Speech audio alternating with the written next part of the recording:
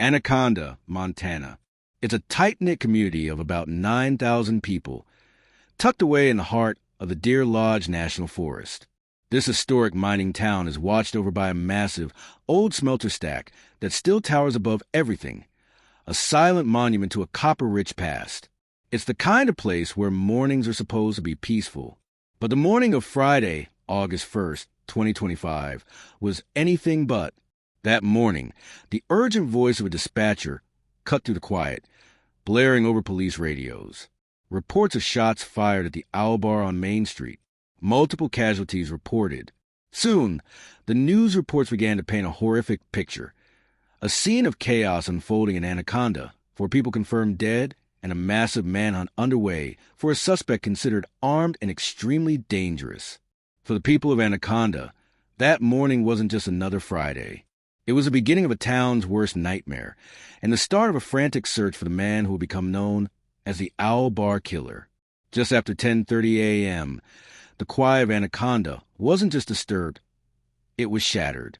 The Owl Bar, a familiar local spot on East 3rd Street, suddenly erupted into a scene of unimaginable violence.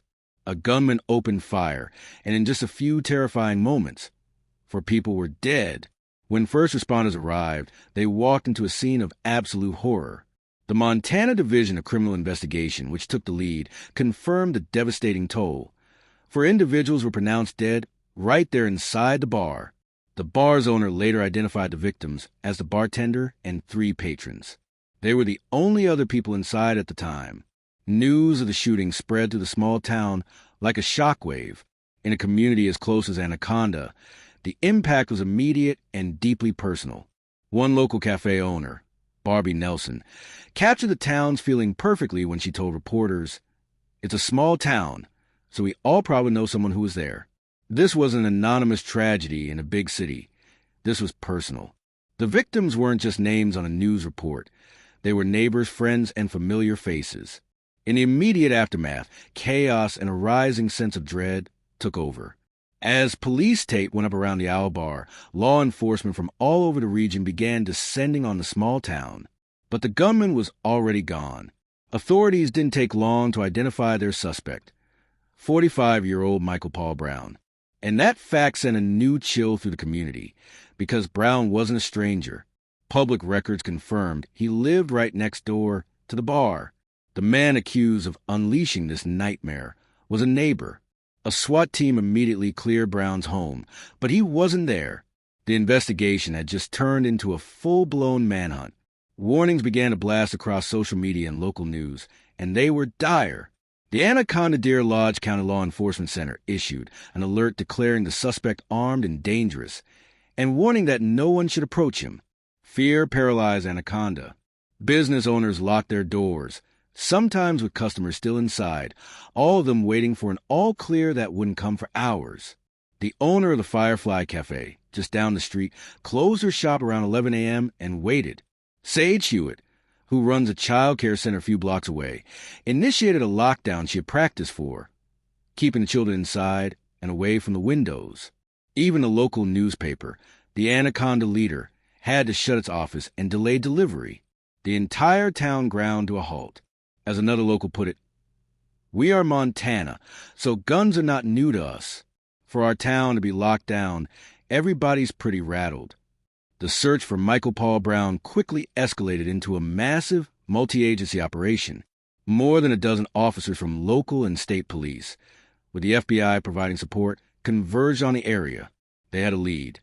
Brown was last seen in the Stumptown area, a rugged, wooded region just west of Anaconda. Police put out an alert for his truck, a 2007 white Ford F-150 with Montana plates. They also released his description. He was wearing a tie-dyed shirt, blue jeans, and an orange bandana, and was believed to be armed with a .762 caliber assault rifle. The manhunt zeroed in on the dense wilderness near Stumptown Road.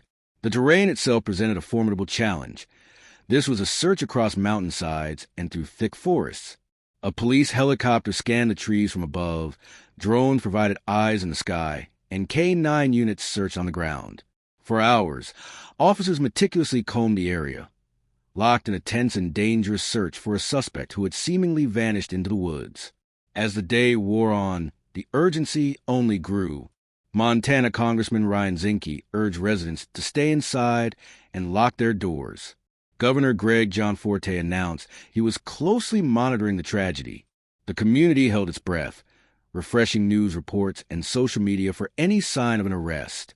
But as night began to fall on that terrible Friday, Michael Paul Brown was still out there, back in Anaconda. As the manhunt continued, a deep sense of shock and grief began to set in. The question on everyone's mind was, why? David Guerter, the owner of the Owl Bar, who wasn't there during the shooting, expressed his utter disbelief. He told reporters that Brown knew everyone in the bar and that, as far as he knew, there hadn't been any conflicts.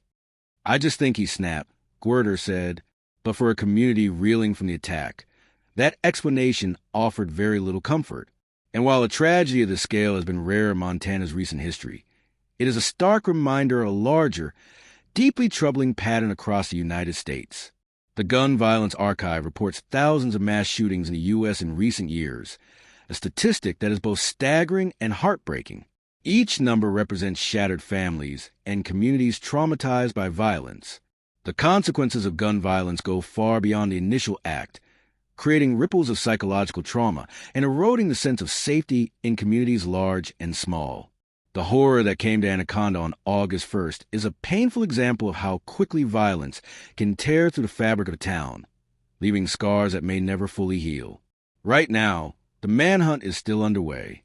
Michael Paul Brown, the man accused of killing 4 people at the Owl Bar, remains at large. Authorities are clear. He is still armed and extremely dangerous. And so, the town of Anaconda is left to grapple with an agonizing uncertainty. They mourn the loss of their friends and neighbors while living with the fear that the person responsible is still out there. The search in the rugged Montana wilderness is a race against the clock, a desperate effort by law enforcement to bring some kind of resolution to a community shattered by violence. For the rest of the world, it's a breaking news story. But for the 9,000 residents of Anaconda, it's a nightmare from which they have yet to awaken. They are waiting for justice, waiting for an all clear, and waiting for the day they can feel safe again. Thank you for watching. The events in this story are still developing, and our thoughts are with the entire community of Anaconda. To stay updated with in-depth reports like this one, please consider subscribing to the channel. And feel free to check out another one of our videos on the screen now.